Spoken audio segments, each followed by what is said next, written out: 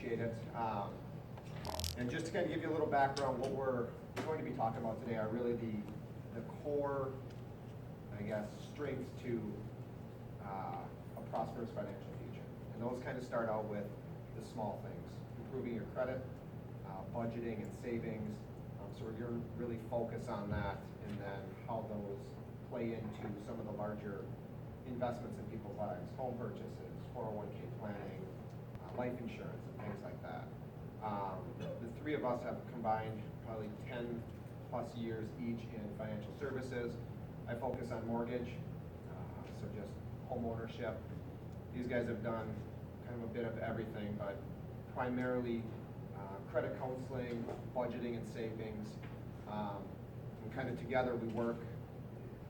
They kind of set the tone for the mortgage area. You can improve your financial and your credit situation there, making those bigger purchases to save a ton of money. So I think with that, they're going to take over, start talking about the credit. This is Jeremy, Jared, I'm Dan. And obviously, any questions that you guys have throughout the event here, let us know. And then I guess before we do get started, anybody come here with like a specific question, topic that you wanted us to touch on? Credit score, purchasing a home, anything like that, or? Purchasing a home. Okay. Big one? Okay. Perfect. Well, this is the event for you. Yeah, it's the right one. Then we get a credit, get a credit profile that'll allow you to get in position to qualify for that mortgage, so you can get that home. Yep. And then once we get to that part, I'll kind of talk about that. Yep. Perfect. So, Yep. cool. Perfect. All right, Well, you guys just have quick fun. introductions to Jeremy and I. So my name is Jared Havens. I am the founder of Real Credit Solutions and Credit Life, which we call Credit Life. To us, it's something that we have put together that helps people improve their credit and financial stability to hit specific goals, whether that be home purchase, whether that be get a better handle on your financial situation and start planning for your retirement. Anything that more of that holistic approach to help people, that's what we really hone in on. And everything that we do here locally in the state of Minnesota is partnered with Prosper Law Group, which is an attorney firm that we work with that helps people who need actual services to help repair their credit and improve their credit scores, improve their financial well-being, a lot of times, once again, specific to mortgage. I'll let you introduce yourself. All right. My name is Jeremy Dysock. I am a senior credit coach with Credit Life over at Prosper Law. I've got 22 years of credit and banking experience. I've worked in every aspect from owning a mortgage corporation, fighting foreclosures for people to help them keep their homes, opening bank accounts, everything in between. So I bring this widespread service background that I've got put together into what we're doing now, and this is part of our outreach that we do. We're not getting paid to do something like this. We're doing this because we truly, sincerely believe in giving back to the community and getting as many people as possible in position to be able to get their dreams, qualify for the houses and things like that. So that's why we're here on a Saturday morning. So how many of you know what a credit score is? What's a credit score? Oh, Yeah, you raised your hand. Good morning. Isn't just kind of a basis of kind of where you stand Okay. financially? How much risk you are, the basis of where you're at, where you stand as far as credit goes. These are good answers. What about you? I'm just curious where it's housed. Where it's housed? Who owns my credit scores? Okay. The government, like is it? No, we'll get into that. That's a great question, actually. That's something that we'll touch on in there. What about you? Christy, you're a familiar face. What do you want to know about credit? What do you? Just basically how to build it. Okay. I signed up for guarantee. Good job. Excellent. Very Good good. girl. I'm following the rules. Follow the rules. Absolutely. Absolutely. Absolutely. Yeah, we're actually going to teach you guys some techniques that when people come to us and hire us, and to teach them these techniques, we're going to be teaching these to you today. Yep. As part of this, part of the credit building techniques that, well, quite frankly, people normally have to pay for. So as part of this outreach that we do, we want to make sure that people are getting their hands on this stuff too. So credit, what is credit? Credit is essentially a risk rating. That's a great way to put it. How risky are you to lend money to? And what a credit score is It's a score that's calculated through a mystical, magical formula to come up with a number, and everybody gets a number. Now, going back to I'm going to actually address your credit question right away, Ross. There are 3 credit bureaus. These are companies, private companies, that hold the data for your credit, okay? These bureaus are called Equifax, they're called TransUnion, and they're called Experian, okay? These guys are mercenaries, they are not missionaries. They are in it for the money. They didn't ask you if you wanted a credit profile, and you probably didn't contact them and say, hey, could I please get a credit profile, right? Congratulations, you have a pulse, you've got a credit report. So there's these 3 bureaus that hold this info. They get info on you guys and me and him and 350 basically million people. And that gets updated monthly. Each person has on average 20 different sources reporting on them each month. That's 20 times 350 million people times 3 credit bureaus. It's a lot of data. Companies that you're doing credit business with have to pay the bureaus, Equifax, Experian, or TransUnion, to get to report to them. Meanwhile, those same companies who make loans and things like that have to pay the credit bureaus, Equifax, Experian, and TransUnion, to get your information through a credit pull, okay? Now, Equifax, Experian, and TransUnion, they figured it out. They're getting paid by the company when it's going in, they're getting paid by the company when it's coming out. Now, they're keeping the info on 350 million times 20 times 3 each month. With all that data going in, how much of it do you think on a monthly basis is verified and validated and they get documentation on? How much do you think? 5%. 5%? This. They don't verify or validate any of it. They simply publish whatever they're paid to publish, and they simply report whatever it is that's been published. And this can actually end up in errors on your credit, which is why when we're talking about how to build credit, it's so important to do it right in the beginning, because otherwise things can get a little funky. All right? Now, what is credit itself? Did that help address your question, by the way, Ross? Yeah, so these are private companies. Private companies, yep. And they compete against each other, I imagine? They do They compete do. against each They other. all have all of our scores. They all have all of our information. Now, here's what's interesting. They don't, not all credit scores are credit scores. There are a bunch of different credit scoring models, and I'll get into that a little bit further. Basically, they're the data warehouse, and then there's a model that's basically a filter that's put against all that data to come up with a score. So I'll go into it a little bit further in on what that is, but I wanted to address some of the curiosities you had at the beginning. And one thing I want to touch on, because I know I said this last time, and I think it really hones in and helps people understand, like you said, they are competitors. I always compare them to Nike, Reebok, Adidas. Large corporations, they sell shoes. Equifax, Experian, TransUnion, large corporations, they sell data. Take in data, sell data. Yep. You know, it's important too, when you brought up the fact that 0% is validated, it isn't so much that it's their responsibility to validate and make sure the information is valid or correct. Their sole responsibility is to take in data as it's reported. You have, as a consumer, what's called identifying information: name, social, date of birth, address, employment, DMV registration, all sorts of information that is reported to the bureaus as identifying information. So as information is being reported, let's say your credit card monthly, your auto loan, all that, that sources to your identifying information. That's how it ends up on your profile with that bureau specifically.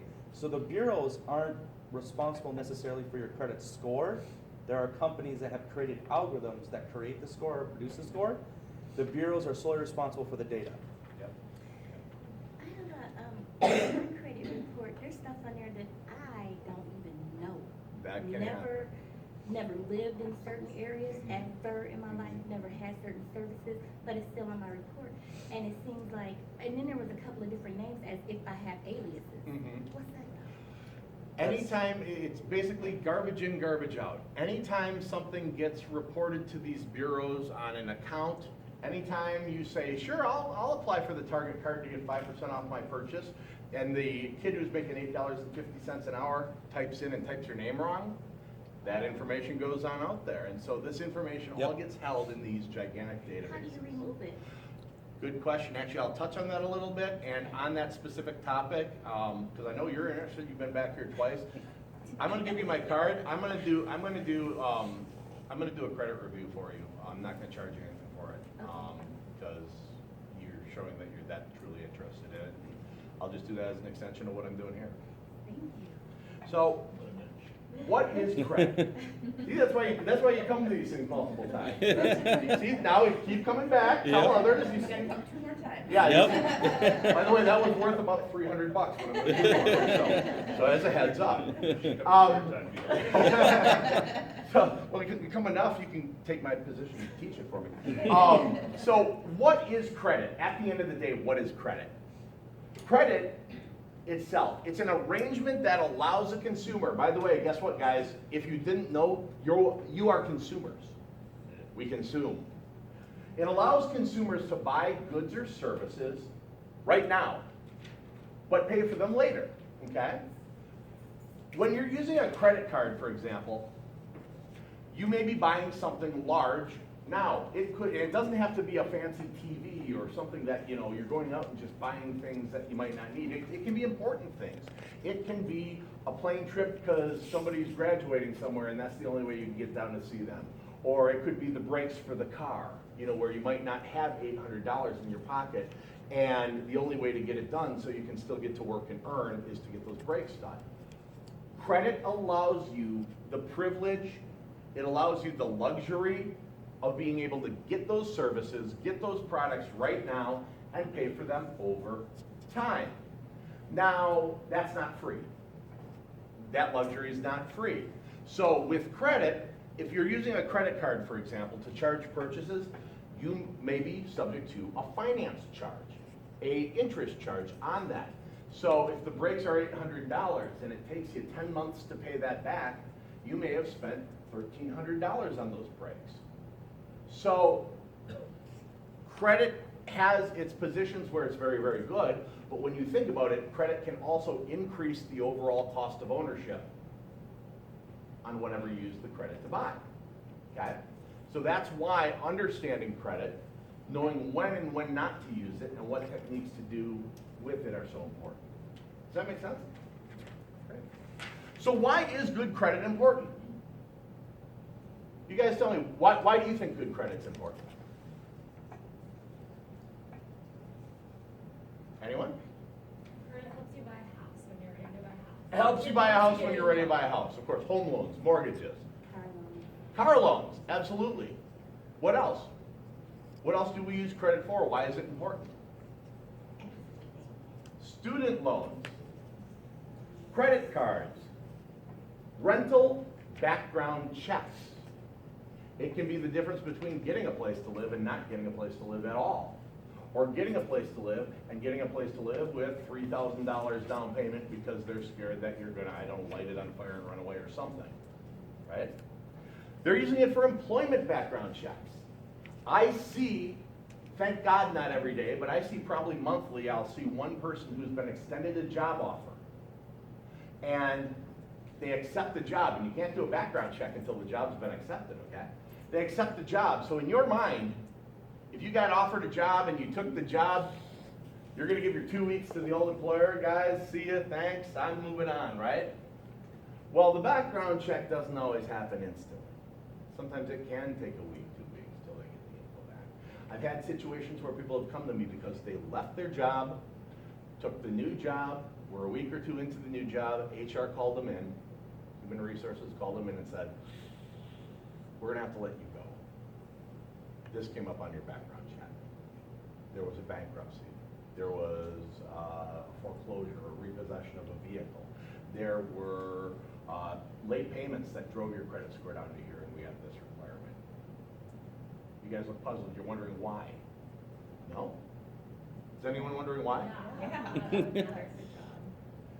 What if you're dealing with money at the new job, and you're in severe debt? What might you be tempted to do?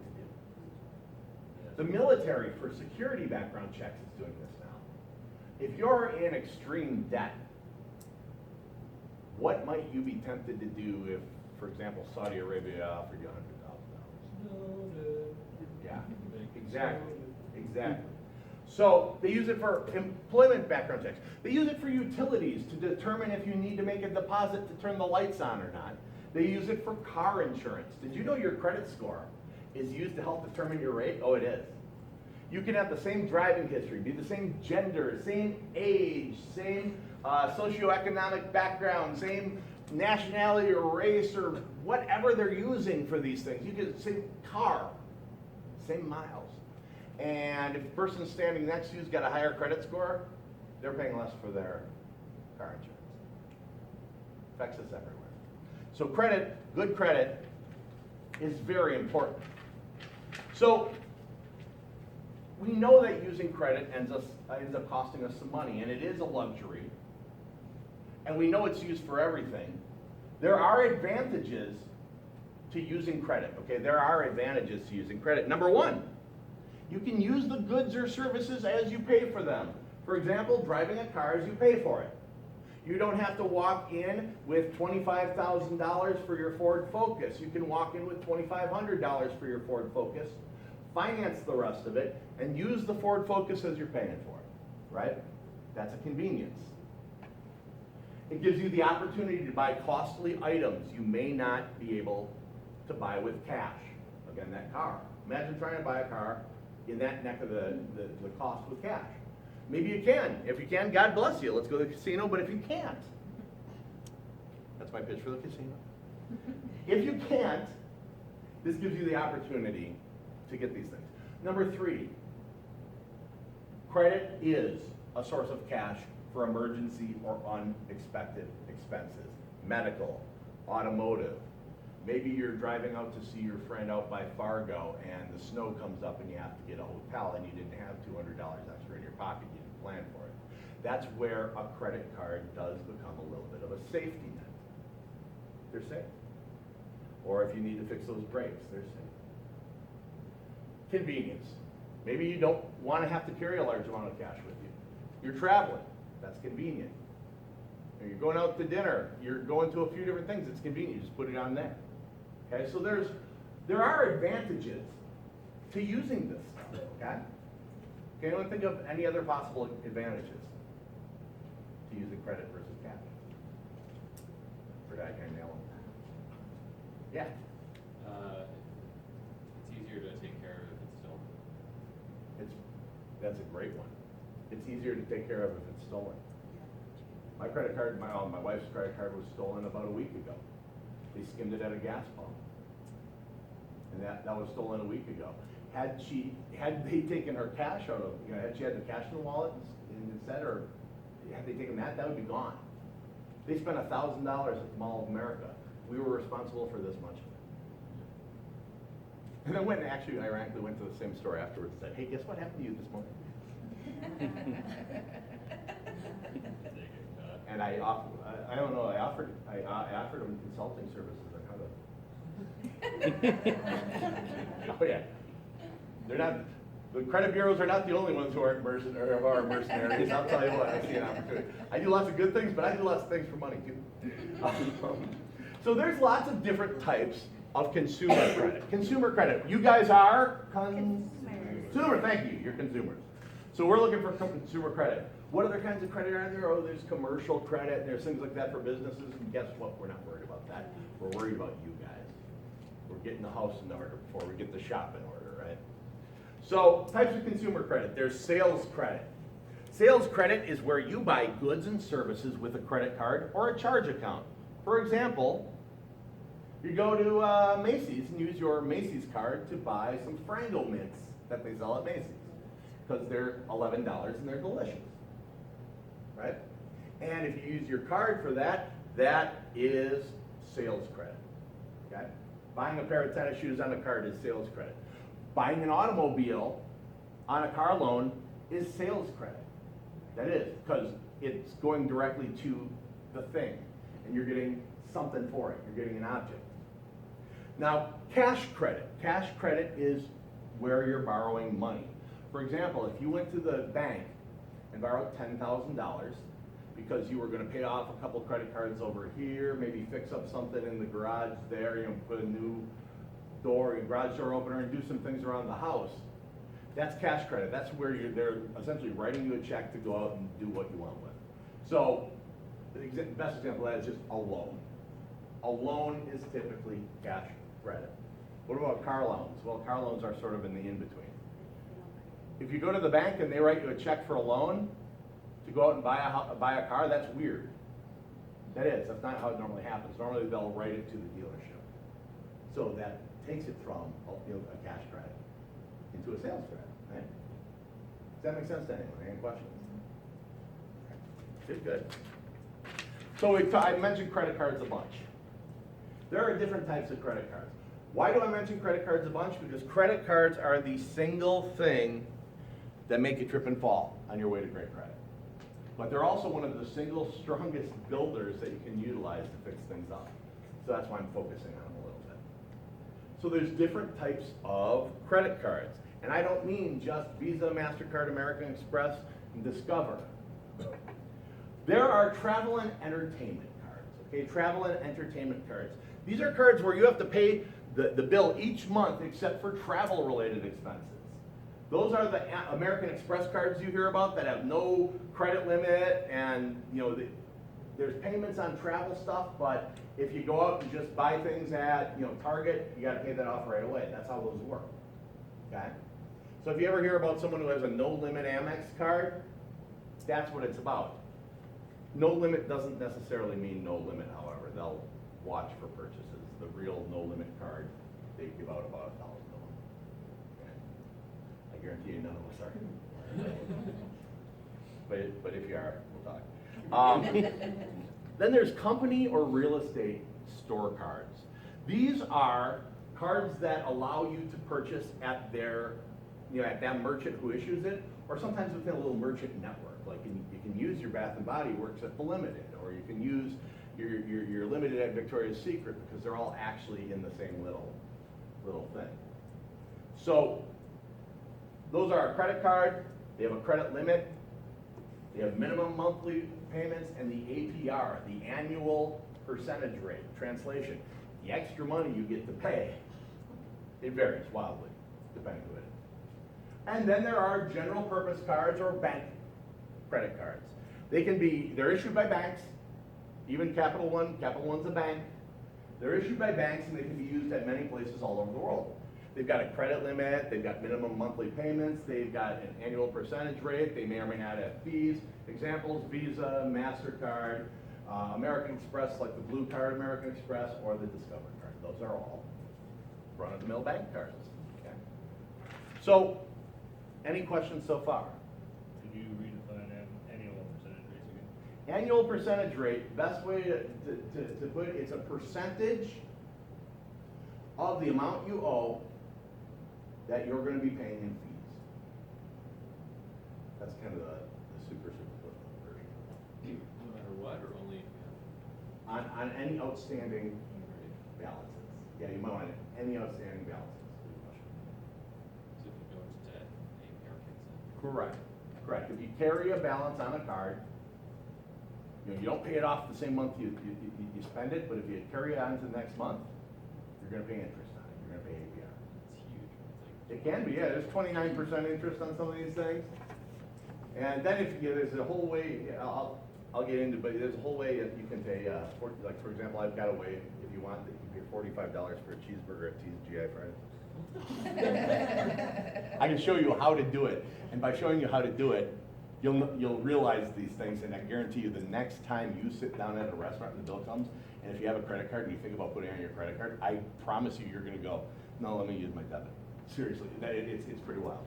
You should write a blog post. Yeah, well, you want to write a blog? Would you remind me? Are you taking notes? Blog post on the $45 cheeseburger? That or a podcast. Yeah, we do a lot of podcasts, by the way, and we're going to give you information on where to see them, what to watch, and things like that. We were amping up. We're even right now. I'm Facebook Living this, so if you guys want to go back, if it works, hopefully it works. The phone right over there. So, if you want to go back, and we're also videoing it right here as well. So if you want to go back later and go over everything we went today, we'll be able to have you guys be able to see that. Even the last one that we did, we've got up online.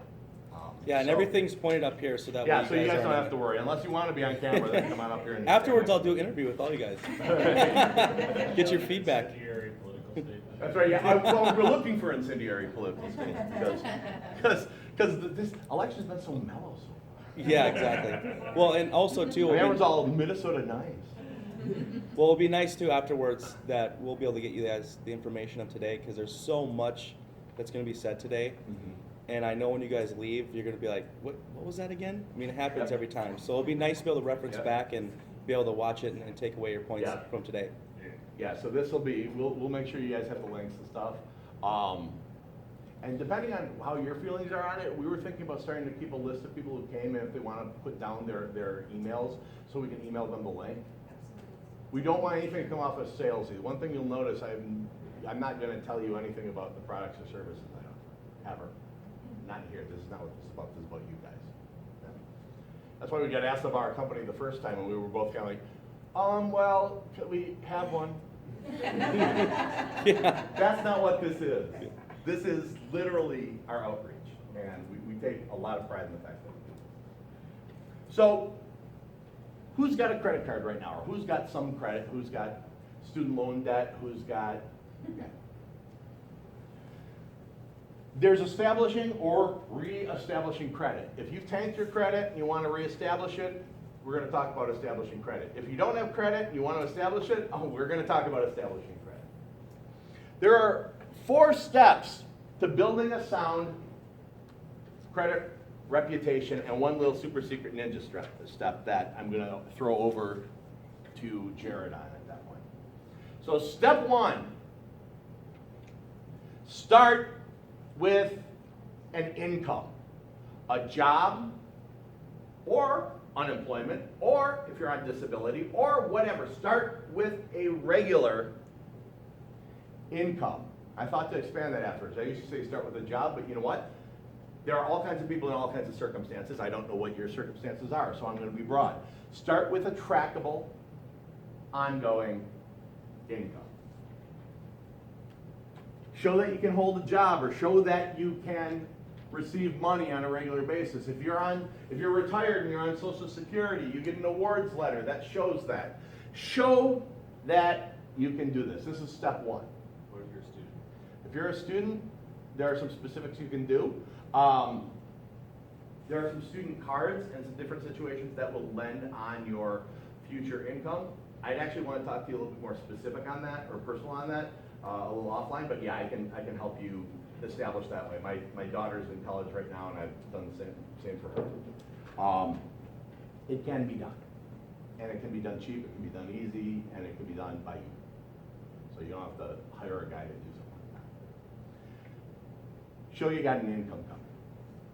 Step 2, you're going to open two small credit cards, or as they call that, a revolving card. Credit cards are called revolving debt. They call it revolving debt because you can charge it up, you can pay it down, you can pay it off, you can use it again. As long as you're happy with the bank, the bank's happy with you, that sucker can revolve forever, right? So these are credit cards. And what you do is you make a small purchase and you pay your bill. You make a small purchase and you pay your bill. Now, if you're in a position of bad credit, well, I can't qualify for a card. I applied for a card. I got denied for a card. There are several different types of credit cards available. There are secured credit cards where you put a deposit in with the bank. $100, $200, $300 deposit with the bank. And that goes into a small savings account that you do not get to touch. And that is security for the credit card, the revolving credit, which is essentially a loan, right? They're loaning you that money to use. So that becomes the loan security. Just like if you get a car loan, the car is the loan security, because anyone knows what happens if you don't pay your car loan? Oh yeah, you wake up and it's the whole dude, where's my car, except you didn't have a fun night. Wait, why'd you say 2 cards? Why did I say 2 cards? Because I'm actually putting you in a base position to grow so that you'll be able to qualify for a mortgage when you want to go. You're saying we should have 2 credit? 2 credit cards, no less. Does it matter if they're the same company? It does not matter if they're the same company. But not 3, but not 1. Not 1. 3 is fine as long as you're managing them correctly. But I start off with 2 just because I want to put you in a position where you can manage it. If you get 3, that's great. If you get 4, that's great. If you get 9, you're pushing it. So 2 credit cards, revolving credit, you use them. Make a small purchase and pay your bill on time. Make a small purchase and pay your bill on time. You know how you can always pay your bill on time? Or do you have something? Pay before it comes, what do you say? Spend money you have. Spend money you have? How else? How else can you pay your bill on time? There's a thing you can do that you can set up so your bill is always getting paid on time. What is that? Automatic pay. Automatic bill pay. Use automatic bill pay. Set every credit card that you have on automatic bill pay to at least pay the minimum. At least pay the minimum. Automatic bill pay to at least pay the minimum. You can never oops if it isn't you doing it. What would be some reasons you'd be afraid to do automatic bill pay? Check to check and Because what? if you're living check to check and you, or if emergencies might come up, you might spend more money than you intended to spend or Okay. whatever, you know what I mean? And then you don't have that money in the bank. But that's why, number one, that's why I'm saying the minimum. You can always overpay it to meet whatever it is you just bought, but at least have the minimum. So let's take a scenario. We've got a car loan. It's got a $200 monthly payment. Okay? And you had some extra expenses this month. You got the bill you forgot for student fees for your kid in school, and all of a sudden it's like, really, I have to pay this much by when? And then you get hit with that's the same day the lunch one comes where you have to put money in their lunch account. It's literally, that's how it works. For those of you who don't have kids, when you have kids, that's what happens. Am I right, guys? Who's got kids? Did I nail it? Okay. I got 7 kids, trust me. Oh. Yeah. So I got credibility. I know what I'm talking about. So you got your car loan. Your car payment is $200 a month. $200 a month. It's on the 8th of the month. $200 a month, 8th of the month, whatever. Okay. It comes time for the car loan to come out, and you only have $100 in your check, and you don't get paid till 20 days from now. When that bill goes to hit your checking, that $200 bill hits that $100 balance checking. Typically, what will your checking account do? Overdraft, but they'll pay it. If you have that protection, you have to sign up for that. That's Sign up for it. automatic. Always sign up. They'll overdraft. What happens if you overdraft? What do?